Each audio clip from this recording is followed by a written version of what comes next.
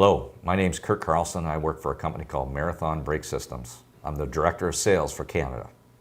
And I'm Scott Myers. I'm the Director of Marketing at Marathon, and I also have a long background in R&D of friction material. So Scott, I travel around and I meet with a lot of fleets, a lot of WDs, and the place I always like to go to is the core bin.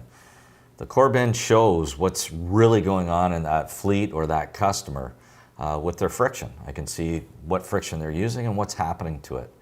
And I see a lot of friction being thrown out with a lot of life still left in it because it's cracked. And I'm told this cracking is coming from a term called rust jacking. What is rust jacking? Rust jacking is when the shoe table rusts underneath the lining in the area that it's riveted to, and it pushes up against that lining and acts as a wedge.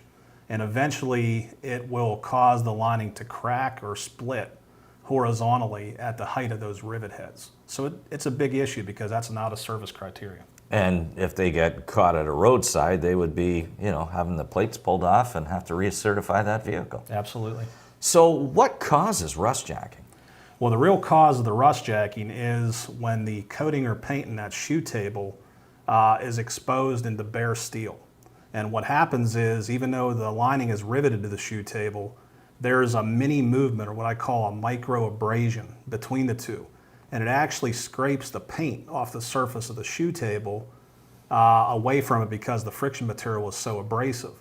And once you expose bare steel, the oxidation process starts immediately and moisture wicks its way back there. So then you really start to get in trouble with the growth of the rust.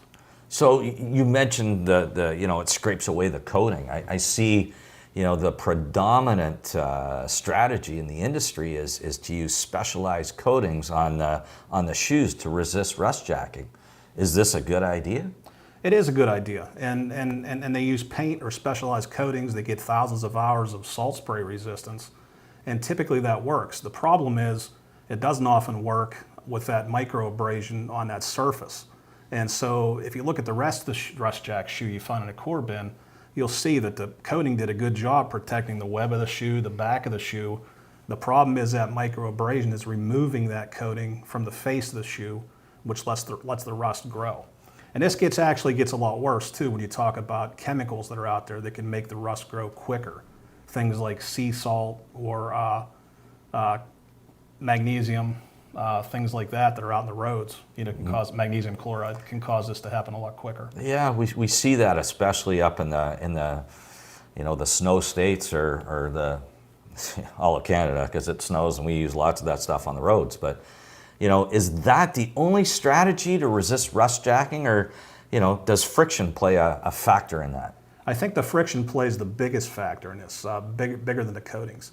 Because what it really comes down to is a stronger friction material can resist the wedge of this rust longer. So we have a test called transverse rupture strength. It's basically a test that tests friction in the flexural mode. And premium friction products would exhibit strengths over 10,000 psi, whereas I've seen economy products that don't even reach 2,500 or 3,000. If you get any kind of rust under there, even a 1/16 of an inch, an economy product with a 3,000 TRS strength is just going to crack to pieces right away. So even though that you've got a great coating on your shoe, if you've got a friction on that shoe that doesn't have the strength as, Marathon is a pretty strong product. Absolutely.